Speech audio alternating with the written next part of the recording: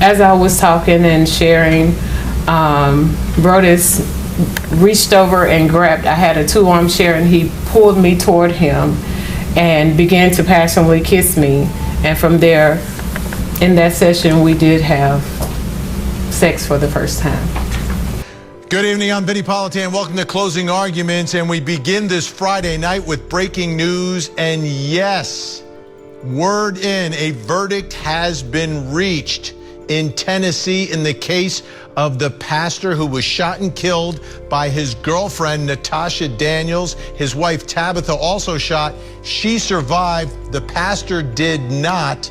Latoshia Daniels charged with first-degree murder, facing the rest of her life in prison. Let's take you inside the courtroom right now as we get ready to hear the jury's verdict. There are some lesser-included possibilities here of second-degree murder, manslaughter, criminal reckless homicide, all of those. Imagine standing at someone's front door, holding years of secrets, years of promises, and years of hoping that the truth was finally about to be said out loud.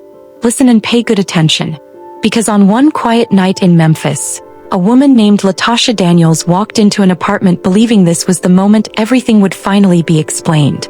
Inside that living room was the man she trusted as her pastor, and his wife who had no idea what was really going on. For almost half an hour, the three of them sat together. Calm voices, easy conversation, nothing strange on the outside. But watch out, because underneath that calm moment lived 3 years of hidden feelings and unspoken pain. Then came the moment people still talk about today. A moment tied to 4 soft words. You broke my heart. People still ask the same questions. Did a pastor lead someone into something he never planned to make real? Or did Latoshia stay in a situation she should have left long before that night? This is Crime of Intent. Like, subscribe, and share. Every intent reveals a darker story. Ladies and gentlemen, what's also interesting to take note of is Jesus' response. Come in. He only uses 3 little words. When the devil starts coming at him, he doesn't get upset. When the devil starts coming at him, he doesn't get frustrated. When he starts tempting him, he didn't get stressed out. Only thing he says, it is written. Before that night in Memphis, everything began years earlier in a quiet counseling room at St. Mark Baptist Church in Little Rock. That's where Latoshia Daniels, a trained social worker, went for help. Her marriage was falling apart. She felt alone, ignored, and emotionally tired. She turned to someone she believed could guide her. That person was Pastor Brodus Perry, a man known for helping couples fix their relationships. He preached about trust, honesty, and staying committed. But during that first meeting, something happened that should never happen in any counseling session. As I was talking and sharing, Brodus reached over and grabbed. I had a 2-arm chair, pulled me toward him, and began to passionately kiss me. And from there, in that session, we did have intimacy for the first time. I want to talk to you about that counseling, okay? When you approached Brodus Perry about counseling, did you explain why you wanted counseling? I did. What did you tell him? I told him that my husband and I were having some marital issues, and I just needed to figure out spiritually which direction. I just needed some spiritual guidance on direction. Did Pastor Perry agree to meet with you? He did. Where did y'all meet? We met in my office. Why? I didn't feel comfortable with being in the church, and I wanted to be in a safe space because this was, again, something that I was not fully embracing, that I had to deal with, and I wanted to be in a space where I knew that I can be able to be vulnerable. During the first counseling session, what did you discuss?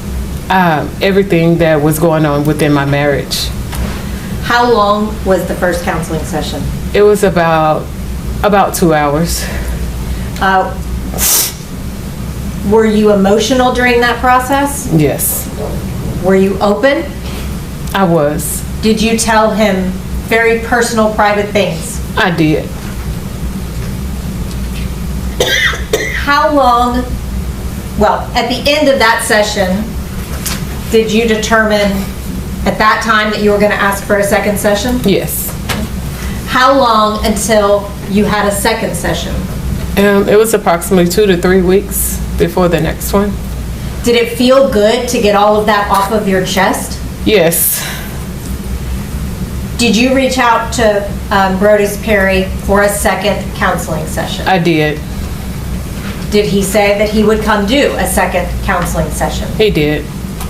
When you had your second counseling session, did you ask him about any odd behavior from the first session? I did. What was that? In the first session, from the moment he walked through the door, he had his hands in his coat pocket, his jacket pocket, and he sat there the entire time during the session with his hands in his pocket.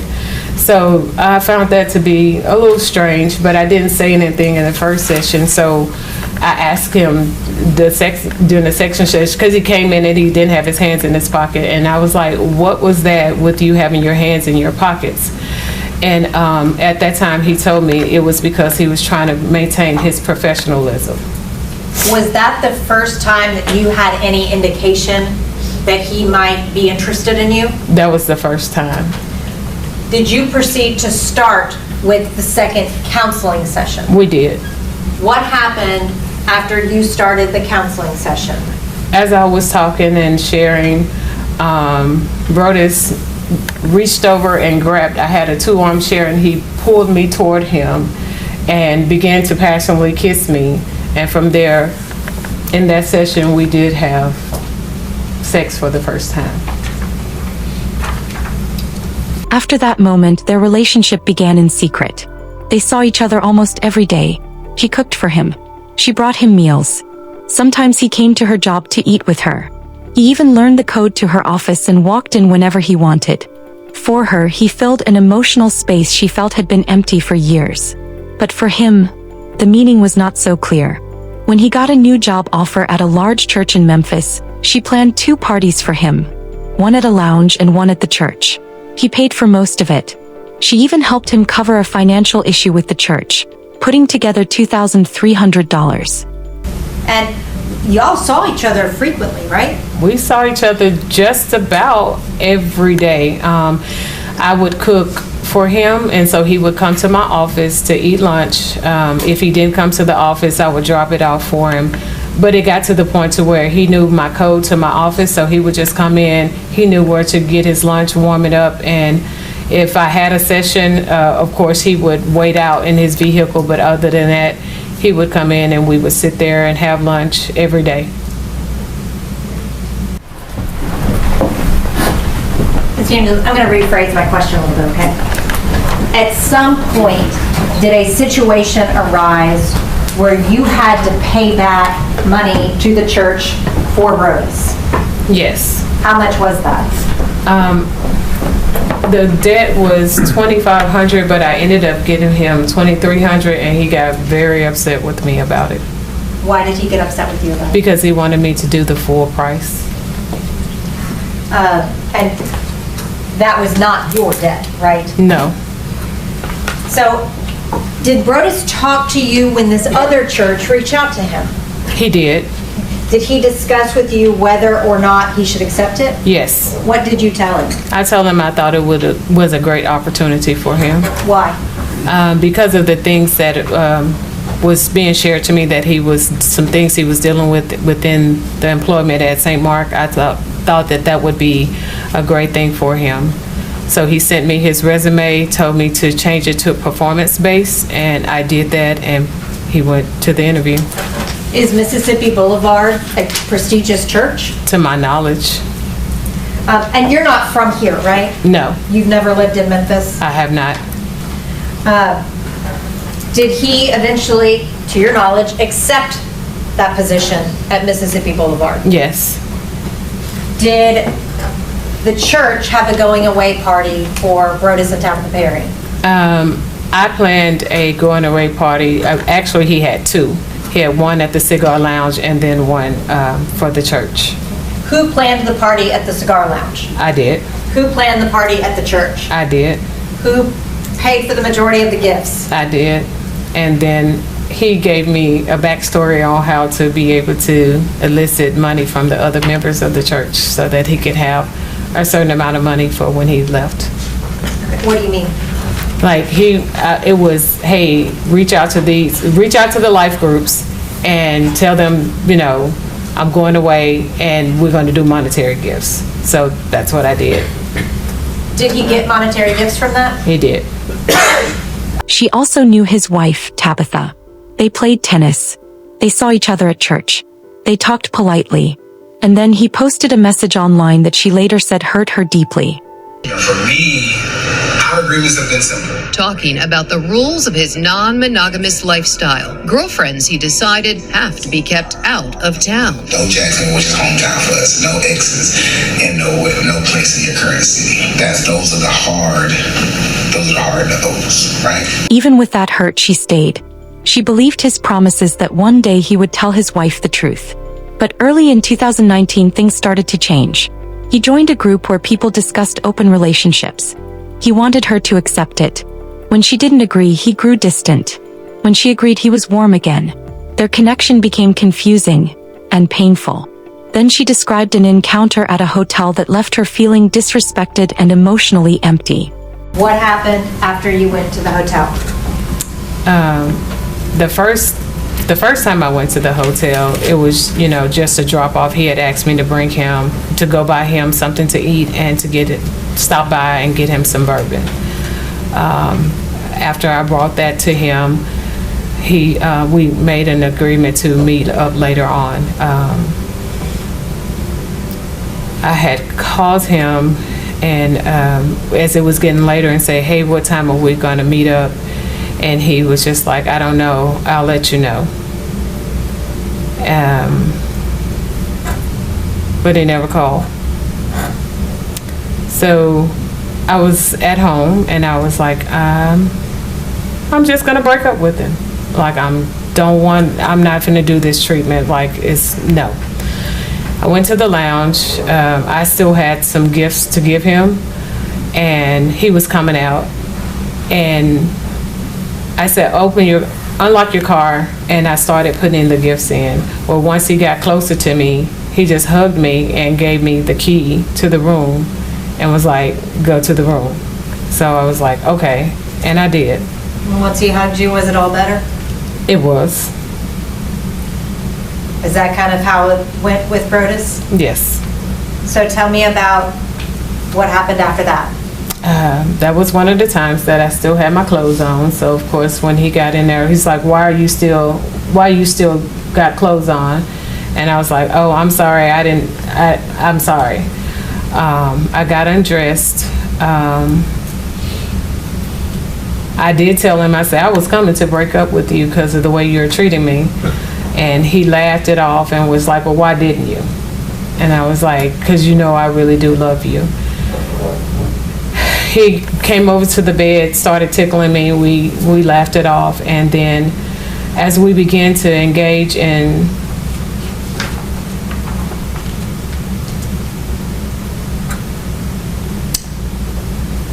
what I thought was going to be love making was not that night.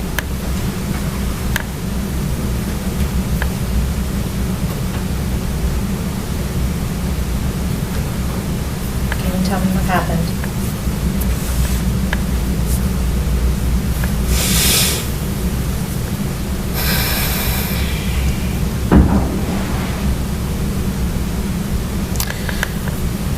As I was performing oral sex on him, he began to thrust himself inside my mouth really hard. And I told him that was hurting.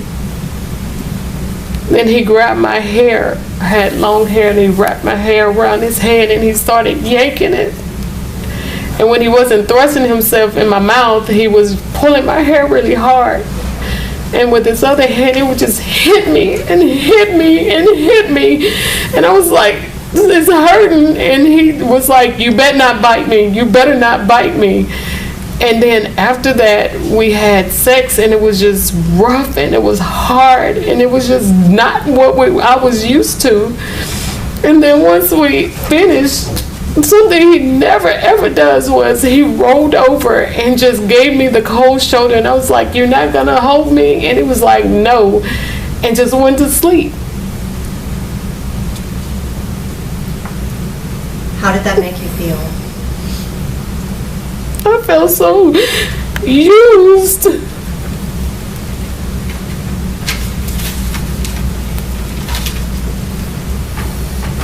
Did that affect you emotionally? Yes. I was just like, what has always happened to me?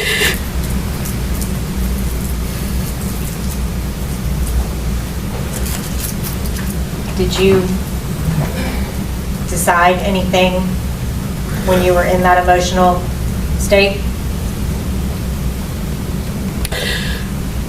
Well, that particular night, I just was, that morning, we stayed the night together, and that morning he got up and he left. He was getting dressed, and I was like, "Where are you going?" Like, we always shower together. And he was like, and I was like, "Where are you going with still smelling like me?" And he was like, "None of your business." I was like, "Since when did you not tell me your schedule?" And he left. Well, he was getting ready to leave, so I got up and I got dressed, and as I got dressed, I grabbed the key card for the room off the thing, and he laughed it off, and I left. And later on, I texted and said, "Hey, are we meeting up again?" And he was like, "I'll let you know." Now I want to talk to you about the hotel room rule, okay? What would happen when Brodus would walk in and you were wearing clothing in a hotel room? Once I did it, and just I don't know if I was cold or what, but when he was like, why do you still have on clothes? And when that happened, he withdrew affection from me. Like, he was very cold, didn't want to be intimate until after I got undressed. But even then, it was then like a punishment I had to wait for him to decide that he was going to then give affection. From then on, she struggled to understand the relationship. She tried to back away, but they still met. Then came April 4th, 2019. She sent him a morning message. Later, she saw a short reply. "I think our time is up." A simple message. Only a few words. But for her, it changed everything. She later explained that the message made her feel unwanted and invisible. That afternoon, she wrote a private note about how overwhelmed she felt inside. Then she left home and drove to a store in Sherwood, Arkansas.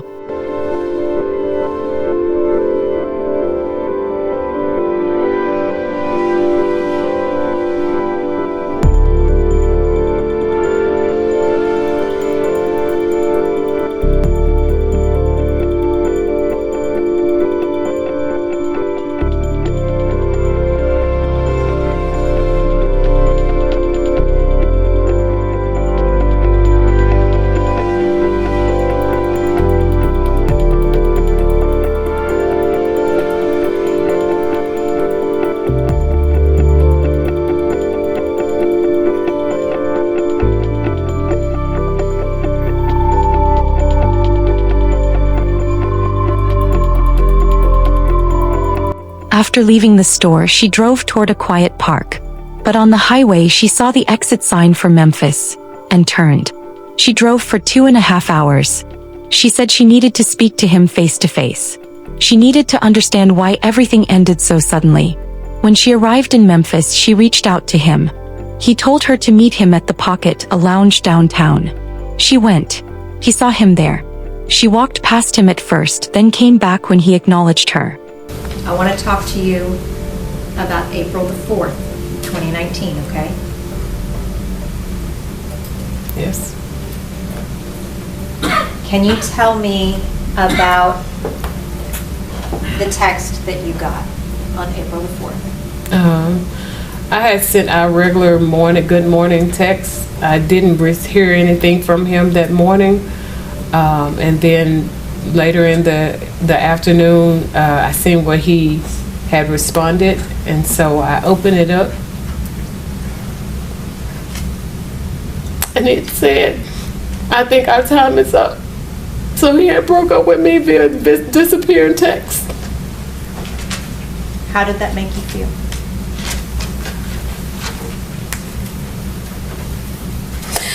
I felt so used and worthless, and I just felt like trash. Like, who does that to somebody who they say that they love? You're a man of yes.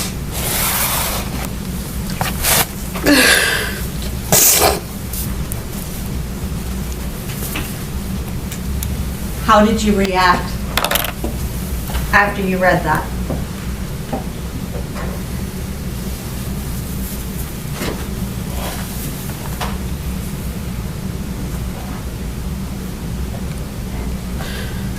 I wrote a note, a suicide note to my family, because I was just like, I'm tired of the pain, I'm tired of it all, and I just wanted the pain to end. So I wrote a note and made a plan to take my life. Your Honor, may I approach the witness? Yes.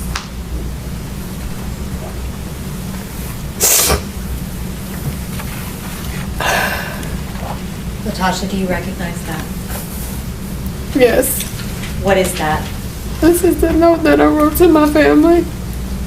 Your Honor, I'd ask that that be made the next numbered exhibit. In objection. Objection, Your Honor. Should be 22. We'll show the suicide letter as exhibit 22.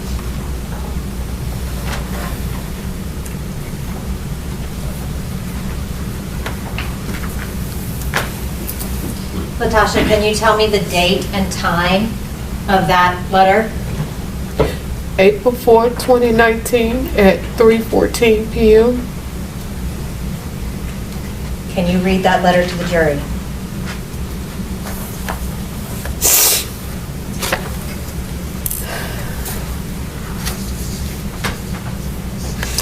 To my family, I'm sorry that I have let you down. I tried my best to be the person you all thought I was.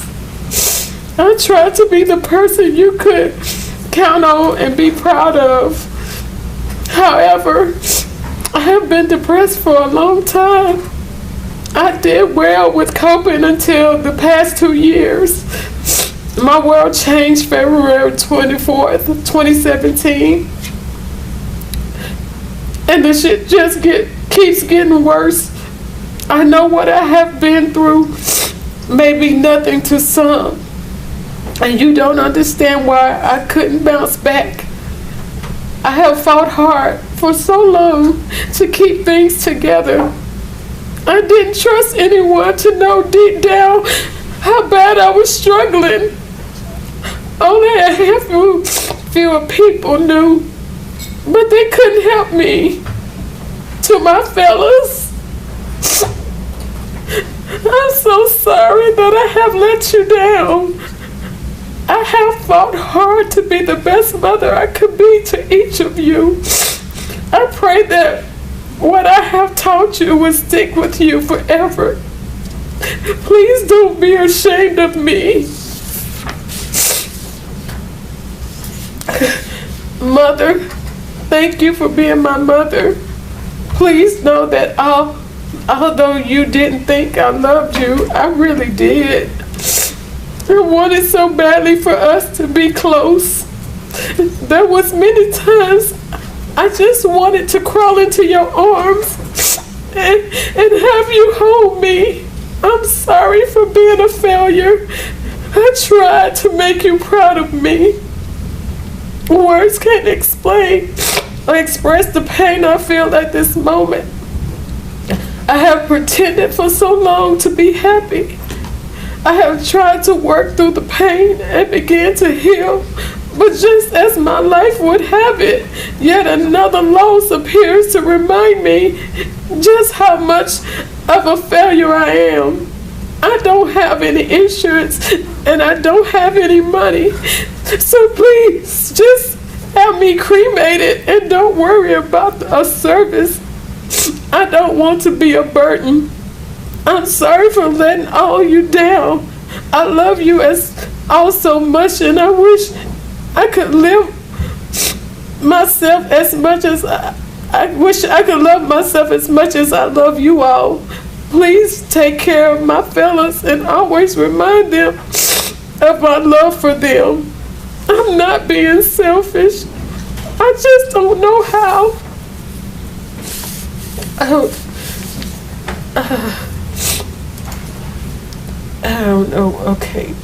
I don't know. This got out of hand, but it says, I'm sorry for letting all of you down, and I love you all so much. I wish I could love myself as much as I love you all.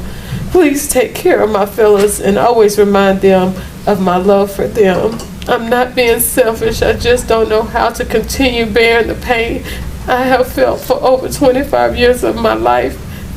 With each loss, hurt, disappointment, etc. I've experienced through the years, it only added to my current state of mind. I thought I could continue to push through and be strong, the strong Tasha everyone know, but I can't. I'm weak, and I have been for over the past year and a half. I thought I would bounce back. I prayed consistently, but I guess God no longer hears my prayers since I wasn't doing His will. I'm not perfect. I've messed up so many times in my life. The thing I wanted to be the most successful in, I messed up not once but twice. Well, really 3 times.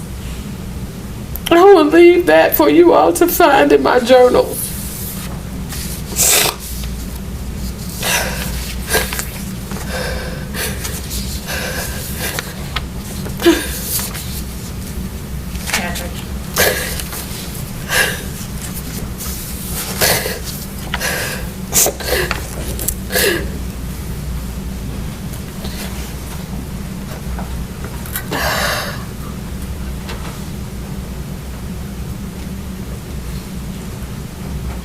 You wrote that at 3:14 p.m.? Yes. Where did you leave that? I left it in my phone because I knew my little sister would find it because she helped me with my appointments. And that's the phone she used for making my appointments. Did you leave it for her to find? Yes. What did you do after you wrote that note? I drove to Sherwood to go purchase a gun. Why did you go purchase a gun? Because I didn't have my other one. What was the purpose of the gun? I wanted to end my life, and I felt like that was going to be the best way to do it. When you went to that store, were you buying a gun to kill yourself, or were you buying a gun to kill someone else? I was buying a gun to kill myself. I had a whole plan. What was your plan? I didn't want to do it at my house because my son lived with me. So I decided, as I was just thinking about all the pain, to go to this park in Jacksonville, Arkansas. How far away from Little Rock was that park? Jacksonville might be about a 20-minute drive from my home. And the reason why I chose that was because that's where Brodus was. He wasn't from Jacksonville, Arkansas, but the Jacksonville part of it was attached to him. And the name of the park was Johnson Park, which was attached to my second ex-husband. And then Ray Road, my daddy's middle name was Ray, so I just associated with all the pain from the men in my life, and so that's where I was gonna go. How did you go there? I was gonna drive in my car. It's from my home, it would have been straight down 440. Is that an interstate? Yes. What happened while you were driving to Johnson Park? As I was driving, I saw the Memphis exit. And so then I was like, Go talk to him, Tasha. Just go let him see you. Go see why. And that's what I did. I just drove so I can see him face to face and hope that I can get something from him besides the fact that he broke up with me with a disappearing text. And as I was driving, he did text me, and as he was telling me that he still loved me. So I was trying to just figure out what was going on. What did you do after you saw the Memphis exit? I took it and I drove to Memphis. Where did you go? I went down to where I knew he would possibly be, which was a lounge. I guess it's in the downtown Memphis area called The Pocket. At the time, I think it was a fairly new lounge that he, when he got employment at Mississippi Boulevard, one of the members there had told him about. Did you go to The Pocket because Brodus told you he goes to The Pocket on Thursdays? Yes. Do you remember what time you arrived? I don't. I just know it was dark, and I know that I circled around for approximately 30 minutes trying to find a parking spot because I didn't know that you couldn't like park on the street. Like everything down there was paid. Just to back up for a second, when you went to the gun store to buy the gun to kill yourself, what did you take with you? Just my license and my debit card. Where was your purse? I guess I had left it at home. Did you bring just necessities with you to the gun store? Yes. And you left the gun store right after you finished purchasing the gun, right? Yes. How did you select the gun? I went with what was the cheapest that was on. They have a wall that has all the guns, the names, and the prices, and I just chose the cheapest one. How did you select ammunition? Whatever the guy told me to get, I got it. Because I was about to walk out the store till he was like, do you need ammunition? I was like, oh yeah. And so he told me whatever he recommended, I was like, yes. And did you see on the video where he was showing you different types of ammunition? Yes. Is that what he was saying? Right. And I told you couldn't hear, but I was like, I don't know. Just whatever you tell me. When you left the gun store, what did you do with the gun? I think it was still in the bag. I went home because I did wanted to leave my son something. So I had stopped at the ATM and got out whatever money I could get. And so when I got home, I put that in his room, and then I changed clothes, and I dumped some bullets out on the bed and just grabbed a handful of them and took the gun and left the house. What did you do with the handful of bullets and the gun? Once I got in my car, because I was trying to hurry up and leave because I didn't want him to come home while I was there, I loaded the gun in my car. And once whatever was left over, I put everything into my coat pocket that was sitting in the passenger seat. Now, when you parked downtown, where did you go? I started walking in the direction which I knew the lounge was. And once I got on the street, I started walking up the street, and I actually saw Brodus coming out of the lounge, and I walked past him. Were there any rules in your relationship regarding how to behave when you saw him in public? Yes, I was not to approach him because I never knew who he may have in his company, so I was not to approach him, but if he acknowledged me, then I could have, talk to him. According to her testimony, they talked about finally telling his wife the truth, something she had been asking for over 3 years. At the lounge, he agreed. He told her to go to his apartment and speak casually with his wife until he arrived. He told her what to say if she was asked why she came to town. So she drove to the apartment. She hesitated at the door. She even called him asking if they could meet somewhere else. But he told her to go inside. Tabitha opened the door. She recognized her from church. She let her in. They sat together. They talked about everyday things. Nothing strange. After about 30 minutes, Brodus arrived. But instead of telling the truth, he acted like everything was normal. He smiled. He joked. He poured her a drink. He asked her simple questions that didn't match the plan they talked about earlier. She later said she kept looking at him, waiting for him to finally speak. Waiting for the truth she had been promised for years. But he didn't speak. She said she began to feel something shift inside her. Something she didn't understand. After a short while, she stood up and said she was leaving. They walked with her toward the door. Tabitha stepped outside first. She talked politely about the area. Still unaware of the heavy emotions between the two standing behind her, Latoshia asked Brodus to walk her out. She hoped he would at least talk to her privately. According to her testimony, he refused. She asked again. He refused again. She reached into her pocket for her keys. And in that moment, everything changed. Witnesses said they heard soft, emotional words. "You broke my heart."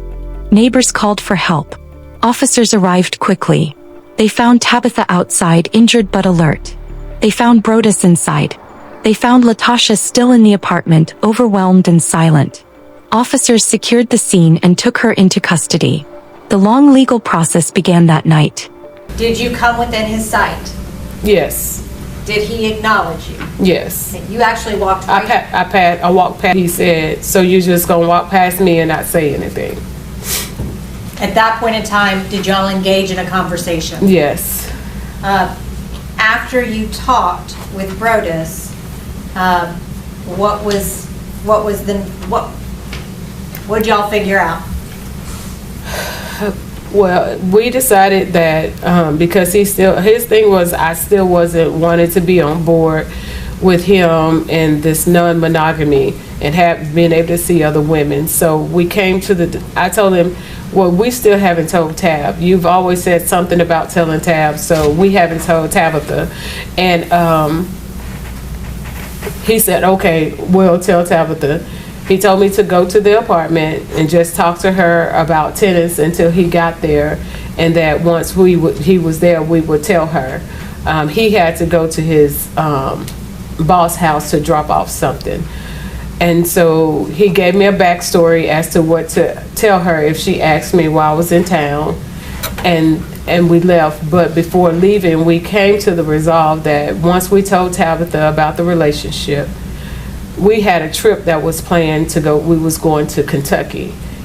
If she said yes, then that would be a new start, a fresh start. But if she said no, then that would be the trip that we would end.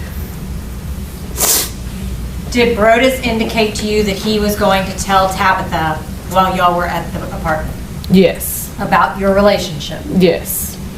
And what would have happened, or would you have been allowed to tell Tabitha without his okay?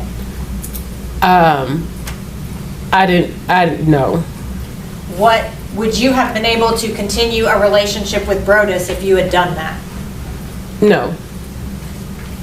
So I want to talk to you then about when you left downtown, okay? Mm-hmm. Where did you go? I put in the address that he had given me, and so that address did say Collierville.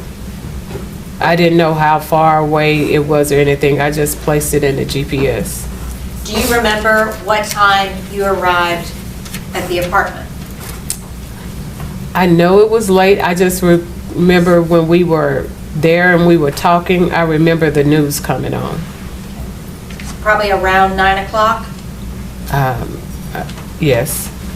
So you left Little Rock, Arkansas at approximately 5 o'clock, right?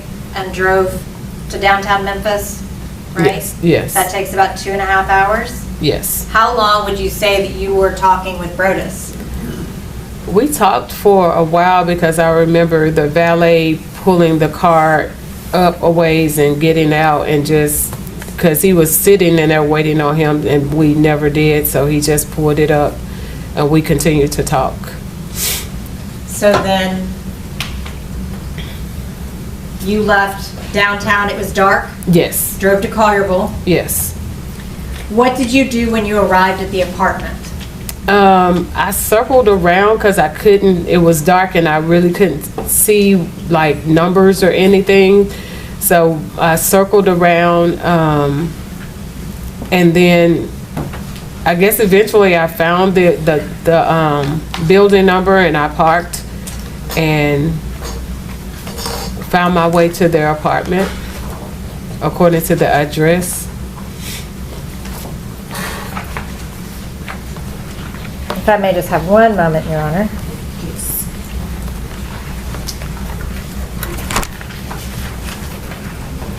This is part of Exhibit 12.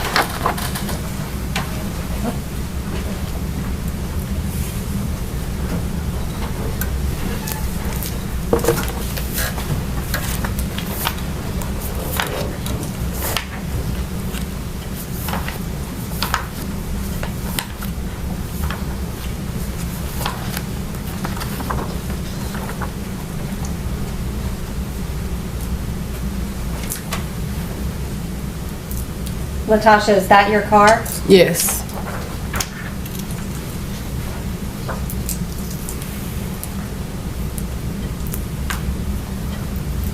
Is this also a photograph of your vehicle? Yes. Which vehicle is yours in that picture? The silver one?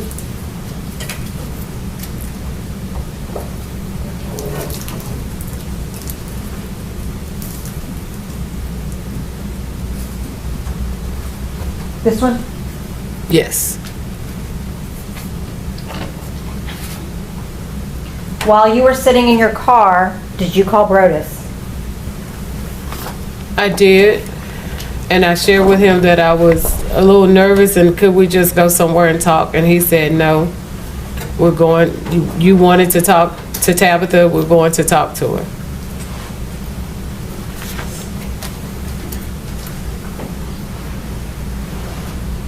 Did he answer every time that you called him? I didn't call him a lot, but I did that night. Before you walked inside, was there a time that you called him and he didn't answer? No, Okay, not that you recall? not to recall.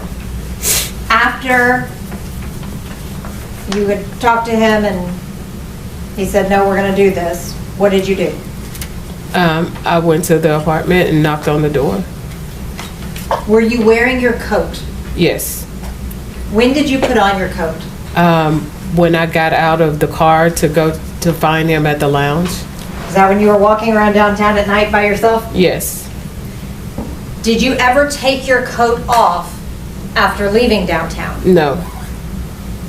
When you left downtown, how would you describe your feelings? I was a little hopeful. I was like, okay, maybe, we can get some resolve. We can get back to normal. And so that's what I was focused on. And when he insisted on telling Tabitha, did you get even more hope? Yes. So what did you do? Did you get out of your car? Yes, I got out of my car. Were you still wearing your jacket? Yes. Did it register to you that you had a gun in your pocket? It did not. Did you go to the apartment? I did. What did you do when you got to the door? I knocked on the door. And I can't remember, but I ended up bending down. And that's when she said, I'm not going to open the door for someone I don't see. And so I knocked again. And that's when she was like, Tasha, is that you? What do you mean you bent down? I don't know if I couldn't remember if it was time or sure or something. I just remember bending down, which is why she didn't see me when I knocked the first time. You just don't remember? No, I don't. Yeah. Who answered the door? Tabitha. What did she do when she answered the door? She once she opened it, she embraced me and said hello and welcomed me in. Did you go inside? I did. Where did you go when you went inside? She positioned for me to toward the couch, and she sat on one end and I sat on the other. And that would be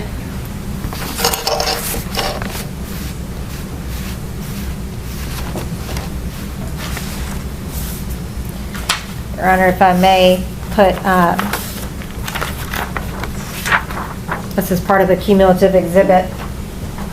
Is this the couch that you're referring to? Yes. And you were seated on this side? Us. And Tabitha was seated on this side? Yes.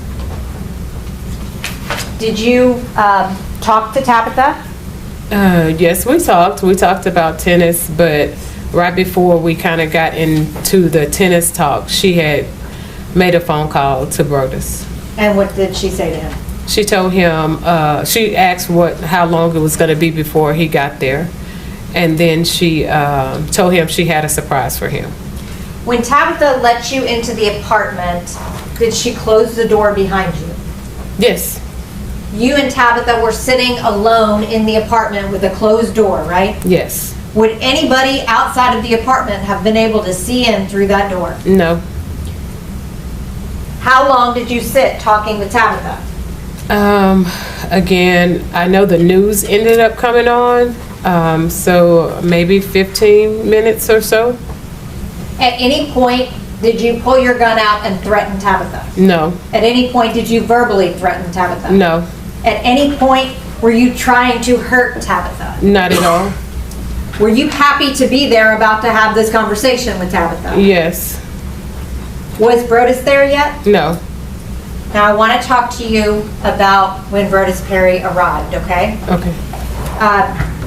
When he walked in the door, could you see him?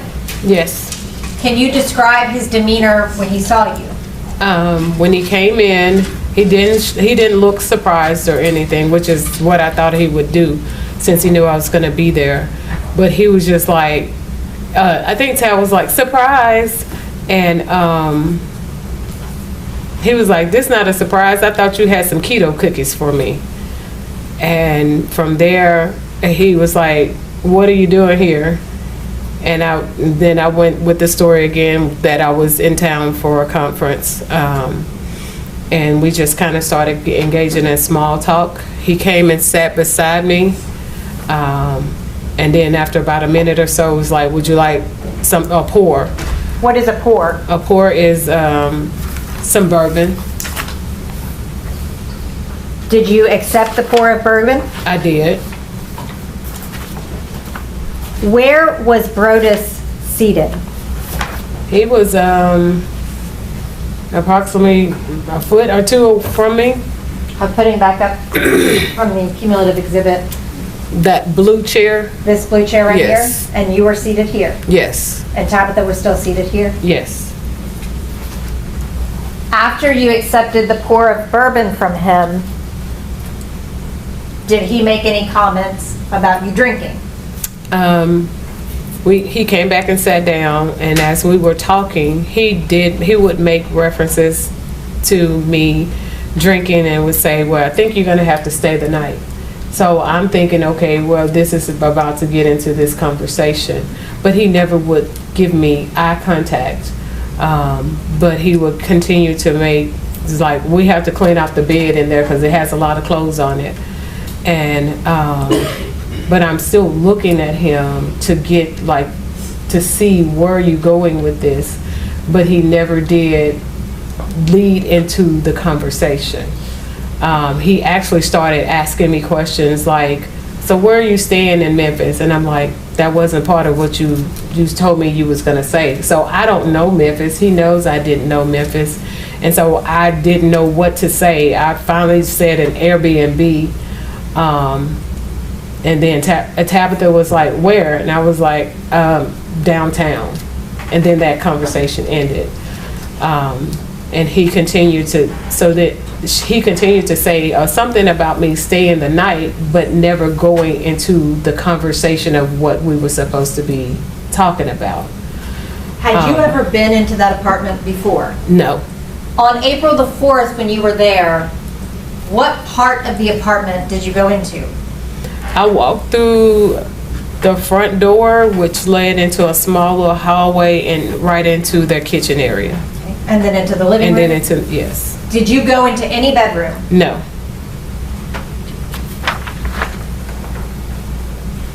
Your Honor, this is part of the cumulative exhibit 13. Did you ever go into the guest bedroom? I did not. What is all over the bed in the guest bedroom? Clothes? Had you seen that? No. But those are the clothes Brodus was talking about? Yes. When he was talking about clearing off the bed and you sleeping over, did you think that was his jumping off point to talk to Tabitha? I thought so. How were you feeling at that point? Very nervous. Were you also excited? I think I was more nervous because I just didn't know which way it was going to go, but hopeful. At some point, you lost hope. Yes. And you said you were going to leave. Yes. Why did you decide to leave? I saw that it wasn't going anywhere. Like I said, he was not giving me eye contact. So I knew, or I felt like he had changed his mind. And I just didn't want to keep sitting there feeling, at that point, stupid. What happened after you said you were going to leave?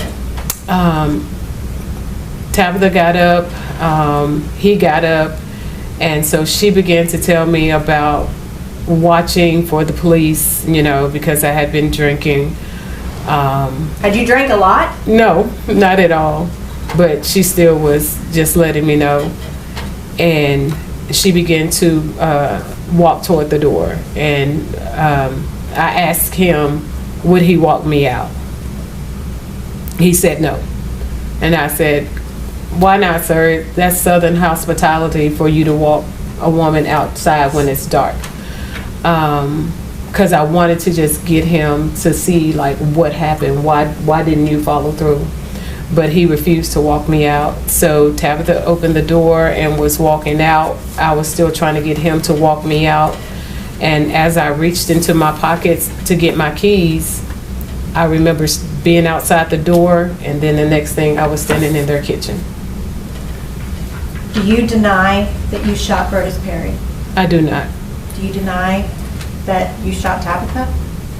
I don't, but I know it wasn't intentional. Did you mean to shoot Tabitha? No, I wasn't trying to hurt anybody. When you went to that apartment that day, did you intend to use your gun on either Brodus or Tabitha? No. When you went there, what was your purpose in going there?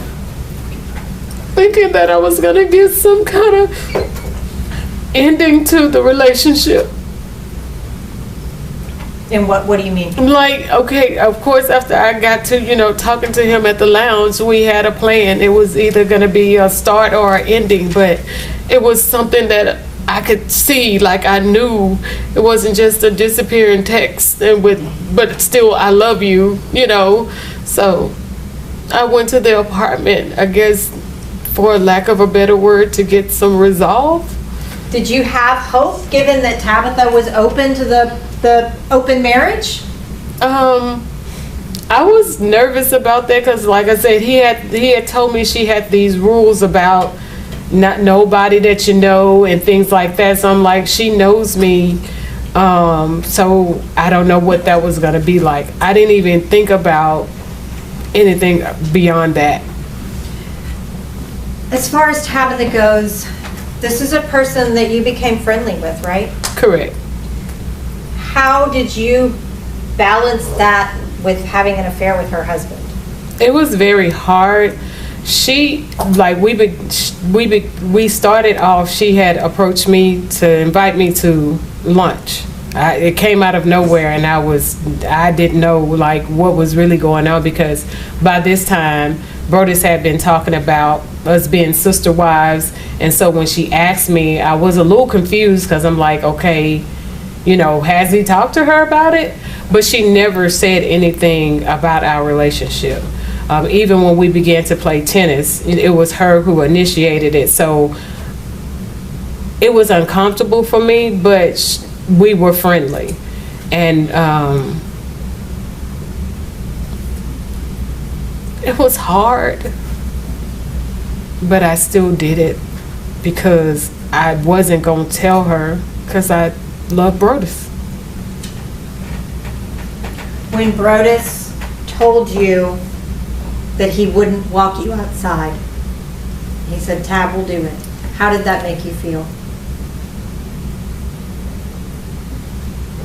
Rejected. Unworthy. Stupid. I was so stupid. And it hurt so bad. Were you angry or were you hurt? I was hurt. Were you thinking clearly when you pulled the trigger? No. Were you reacting to that situation? Yes. Was that a traumatic situation for you too, in retrospect? Oh, yes. I hate what happened. I'm so very sorry. I never wanted to hurt anybody. I've spent most of my life helping. I never would intentionally try to hurt anybody. Did you ever plan to kill Brodus Perry? Never. When you drove to Memphis, were you driving to Memphis to kill Brodus Perry? No. Why did you drive to Memphis? I drove because I just wanted to see him. Why? I wanted him to explain why he did that. Did you hope he would say, we can be together? Yes. Did he give you that hope when you went to the apartment? He did. Did he yank that hope away? He did. As he often did. Did you break in that moment? I shattered. Did you ever intend to hurt Tabitha? No. Did you even realize that you had shot her? No. Years passed. Court dates changed. Evidence was reviewed. Attorneys came and went. Then in late 2025, the trial finally began. Inside the courtroom, the prosecution said her actions showed planning. The defense said she was emotionally overwhelmed after years of a complicated and hidden relationship. Tabitha shared her account of that night. Other witnesses filled in the timeline. And then Latosha told her side, explaining the emotional steps that led her there. About April 4th, okay? Now you were at home that night. Right. You were watching TV. Right. Just you and your dog, Anakin. Yes. And around 9 or 9:30, you heard a noise, a faint knock. Correct. Ignored it. Yeah. And then a couple of seconds, minutes later, you heard another slightly louder knock. Yeah. And you and Anakin, the dog, got up to go see what was going on. Correct. A third knock, or after you said, I'm not going to open this door if I don't see who it is, you saw Latosha through the people. Yes. Recognized it was her. Yes. Invited her in. Yes. She wasn't threatening you. No. She did not have her gun out pointed at you. No. You sat, or you brought her into the house, right? And y'all sat in the living room. Right. Talked. Right? Yes. Talked about tennis. Yes. Talked about a work conference. Right? Yes. And just chatted. Yeah. She seemed happy to be there. Yeah. She seemed happy to be talking to you. She did. At no point while y'all were sitting alone in the apartment was she threatening to you. No. She never tried to harm you. No. And she was seated, if I'm not mistaken, on a couch, right? Actually.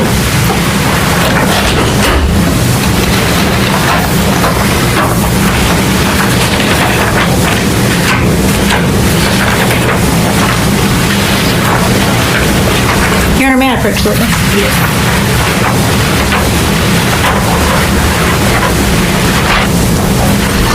Tabitha, do you recognize that? Yes. What is that? That's my apartment. Call your bell. Your Honor, I'd ask that that be made the next numbered exhibit. Any objection? It's the living room. Any objection from the state? No objection, Your Honor. All right. All right, we'll show the photo of the living room as exhibit 2. How do I turn this off? Mr. Larry? Yes.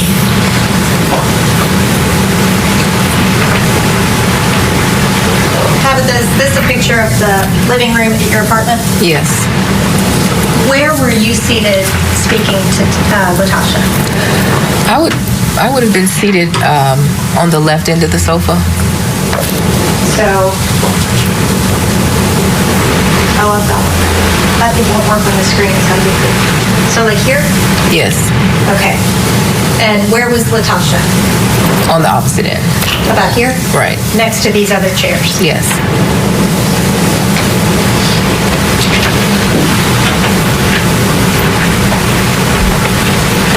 Brodus was not home yet, right? Right. He had gone to Pastor Pointer's to run an errand. No, when he got off. I'm sorry, Pastor Turner. Right. Well, he got off work. He went to the cigar bar. And then from the cigar bar, he told me he had to go drop something off at Jason's house. So he went and dropped something off, and then he came home. He likes cigars. Yes. At Thursday nights, he'd go to the cigar bar, right? More than Thursday nights, but yeah. But that was one of his nights, Okay. right? So you texted him when Latasha was there. Didn't tell him that she was there, but texted him and just said, "This is strange." Yeah. And you said that it seemed a little odd, but she was happy to be there, happy to be talking to you. Yes. Up to this point on April the 4th of 2019, Brodus had never told you that he ventured outside of your marriage, had he? No. And you had never sanctioned that? No. He never told you that he had been involved in a 2-year relationship with Latasha? No. He never told you that y'all would be sister wives? No. He never told you that he promised Latasha that he would tell you? No. Did he tell you that he saw Latasha earlier that night before she came to your apartment? He did not. Did he tell you after he got there that he had seen Latasha earlier that night at the cigar lounge? No. He acted like he had no idea she was even in town when he walked in that door, right? Correct. And if he had seen her at that cigar lounge earlier that night, that would not have been true. Right? Correct. I want to talk to you about while you and Latasha were talking, okay? She never threatened you, right? No. Was never cross with you. No.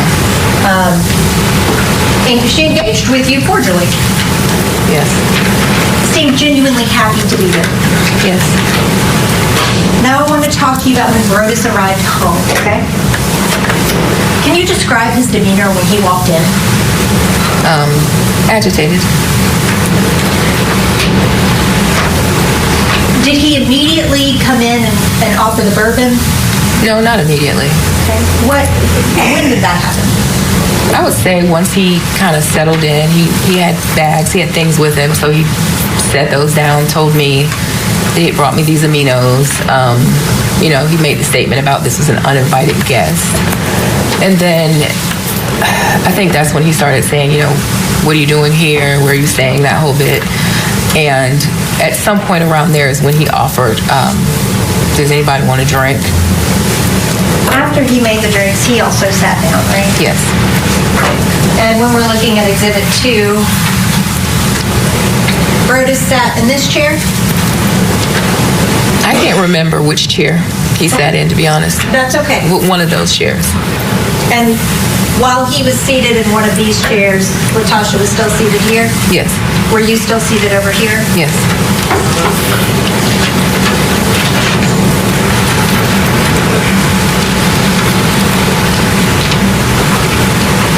Brodus made himself a drink. Yes. And he made Latasha a drink, right? And you didn't want a drink. Right. You had had some champagne earlier in the night and you were done. Fine, yes. When Brodus was talking to Latasha about, why she was here, what she was doing, he was kind of making small talk with her, right? It was, I guess you could call it that. It was like badgering almost. Yeah. He still seemed agitated? Yeah. At At some point, did you notice that he kind of stopped talking to Latasha when we started engaging with you? I didn't. Your Honor, may I approach the witness?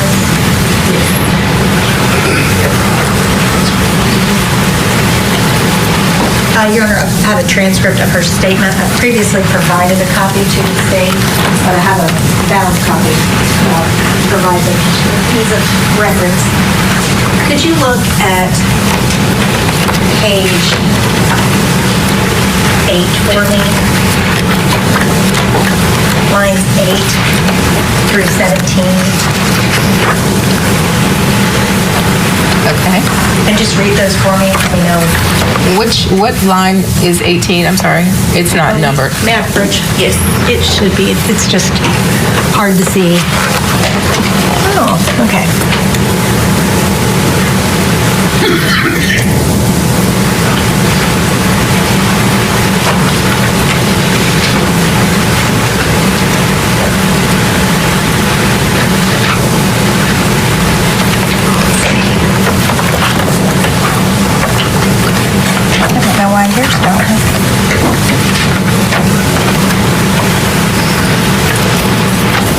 Okay, I'm sorry, it's page 9.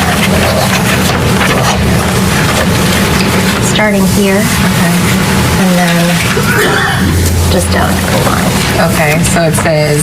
Oh, you don't have to read it, just read it to yourself. Oh. Yeah. I'm sorry.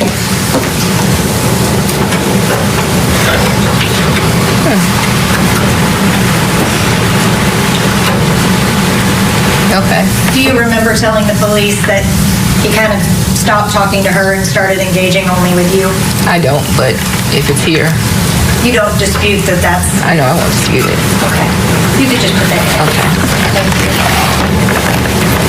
Was that normal behavior for him, for the guest? I would say that it was normal for behavior for him with his life group leaders.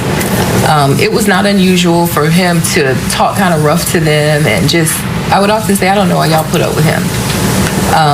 But it was usually just, that's just him, you know, kind of a good fun kind of way of roughhousing, so to speak.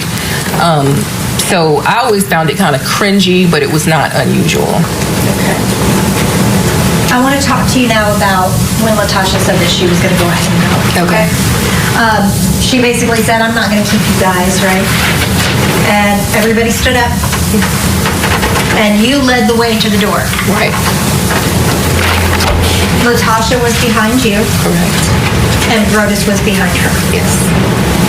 And you got all the way outside, right? I mean, to the stairs of the apartment complex. Right. And Latasha and Brodus were still back towards the apartment. Correct. Latasha right outside the door, Brodus in the door. Right. Did you hear her ask him to walk her to her car? No. When they were over there and you were at the stairs, they were kind of had their own thing going on over there while you were trying to walk on out, right? I don't know because my back was turned. So, right. You know, it wasn't until I turned around that I realized they weren't right, you know, behind me. And you were telling her, just don't speed, be careful. If you've had something to drink. Right. Right? You had no idea what was going on behind you. No. So then I want to talk to you about when you turned around and saw Latasha, okay? She was still at the door of your apartment. Well, she was out from the door, yeah. And that's, your door is right next to your neighbor's door, right? No, it's across the hall. Okay, thank you. So, she is standing right outside the door. Brodus is standing in the door frame. So she was closer to Brodus than you were. Yes. Do you remember how far away you were? So from our front door to the stairs might be from here to the beginning of this green partition. So it's not, we're not very far from the stairs. Yeah. So if this is the front door, those are the stairs. Okay.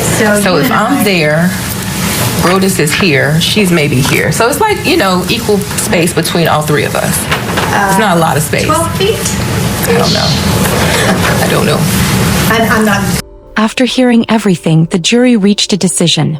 Second-degree murder. guilty. Reckless endangerment, guilty. Firearm enhancement, not guilty. Her reaction was quiet. State of Tennessee versus Latosha Daniels, indictment number 25-01253. Verdict form count 1. We, the jury, find the defendant guilty of second-degree murder as included in count 1 of indictment number 25-01253.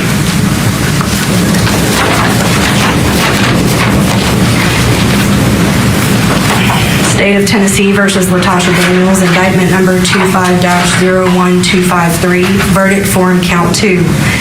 We, the jury, find the defendant guilty of reckless endangerment as included in count 2 of indictment number 25-01253. State of Tennessee versus Latosha Daniels, indictment number 25-01253, verdict form count 3. We, the jury, find the defendant not guilty in count 3 of indictment number 25-01253.